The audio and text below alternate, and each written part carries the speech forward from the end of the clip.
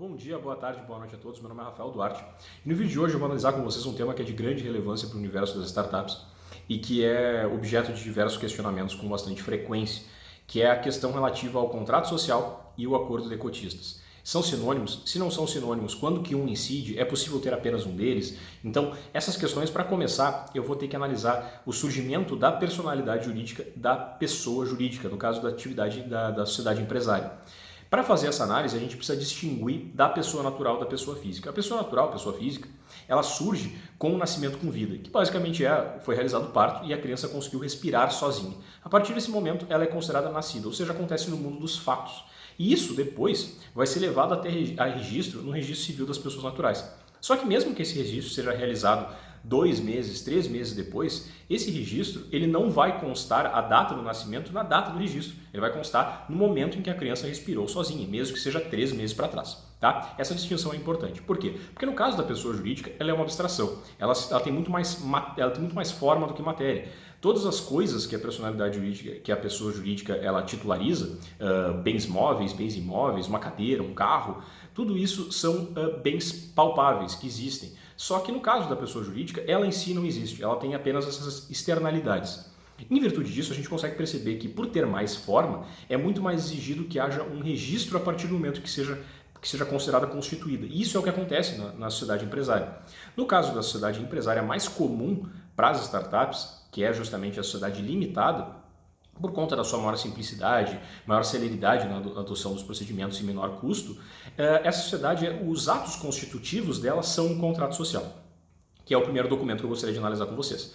Então, a sociedade empresária, mesmo que tu tenha sócios conversando no processo de ideação, já tenham desenvolvido um MVP, e isso se estenda por 5, 6 meses, se ela, depois de todo esse processo de 5, 6 meses, ela efetivamente levar a registro o contrato social que foi elaborado, a partir do momento em que for realizado o registro, passa a existir juridicamente aquela sociedade e não para trás, ou seja, conta a partir do momento do registro. Isso é importante por quê? Por uma questão de delimitação de responsabilidade. Então, quanto mais cedo for registrado, melhor, porque tu consegue cindir o que existe entre a personalidade dos sócios e a personalidade jurídica da pessoa jurídica, da sociedade empresária. Então, tu aumentas a segurança dos sócios porque não vai haver mais essa confusão patrimonial e confusão de personalidade. Então, tu separas muito bem e aquilo que era dos sócios como pessoas físicas passa a ser da sociedade. Então, cria mais essa cisão que é bastante importante.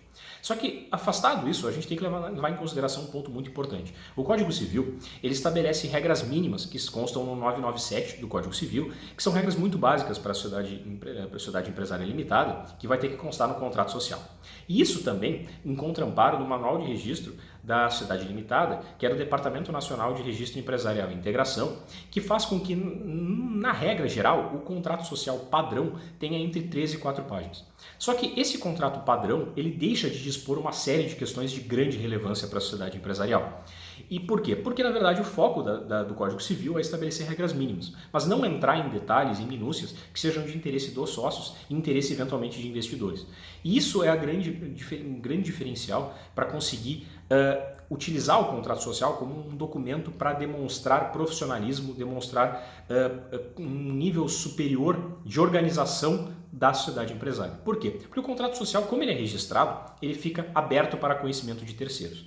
Então, se eventualmente o investidor ele for analisar o contrato social daquela empresa, ele vai descobrir que existe um contrato social padronizado que não regula uma série de questões muito, muito relevantes. O que ele vai sentir? Ele vai sentir que aquela empresa não tem um nível maior de profissionalismo e não tem essa assessoria que acompanha e consegue lhe dar um caráter de maior profissionalismo e de maior robustez e segurança para receber investimentos. E como a gente sabe, todo investimento ele carrega consigo uma regra de risco-retorno. Então, quanto mais risco eu estiver absorvendo, eu como investidor, eu vou naturalmente exigir um retorno maior. Isso vai impactar naturalmente nas rodadas de investimento, porque a empresa vai ter que abrir mão de um percentual mais significativo do seu capital social para receber um investimento menor, porque ela não conseguiu demonstrar todos esses caráteres de organização. Então é muito importante que o contrato social seja mais robusto, que preveja questões relativas ao que acontece quando há a saída de um sócio, no caso do direito de retirada, qual o valor que ele vai receber, hipóteses de exclusão extrajudicial de sócio,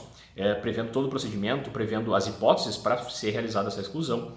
O que acontece quando um sócio falece, se vai ter ou não vai ter entrada de herdeiros. Então, temos é possível haver uma diversidade muito grande de questões que são de grande relevância para a sociedade, mas que não constam nesse contrato padrão. Ocorre que, além do contrato social, existe também a figura do acordo de cotistas. E o acordo de cotistas ele tem como grande diferencial em relação ao contrato social o fato de que ele não é, em regra, registrado. Se ele não é registrado ou averbado na junta comercial, ele naturalmente vai ser limitado às pessoas que têm conhecimento dele e que firmaram esse documento. Então é por isso que o acordo de cotistas é muito comum ser utilizado para as questões que se chama de interna corporis, ou seja, questões que são de interesse dos sócios. Muitas vezes essas questões ou elas são desinteressantes para serem desnecessárias para serem de conhecimento de terceiros, ou até elas são desinteressantes porque elas podem trazer alguma informação que seja uma informação sigilosa ou uma informação de interesse apenas da sociedade e que não convém dar publicidade a terceiros. Então é muito importante fazer essa análise, por quê? Porque o contrato social ele é indispensável, ele precisa ser mais robusto, porque ele vai demonstrar para o investidor que a empresa está bem estruturada e que tem mais estabilidade, e isso vai impactar nas rodadas de investimento. E o acordo de cotistas, ele é muito importante porque ele vai analisar questões que são de interesse interno, por exemplo, questões relativas a deliberações, questões relativas à distribuição de tarefas entre os sócios, então são questões internas. Então um deles é a comunicação dos sócios daquela sociedade com o mercado, e o outro é um documento que é de grande relevância para juntar o contato entre os sócios, para que eles saibam muito bem quais são as regras nesse contato entre sócios na gestão da empresa. Então, tudo isso é muito importante e eu digo o que é respondendo a principal mensagem.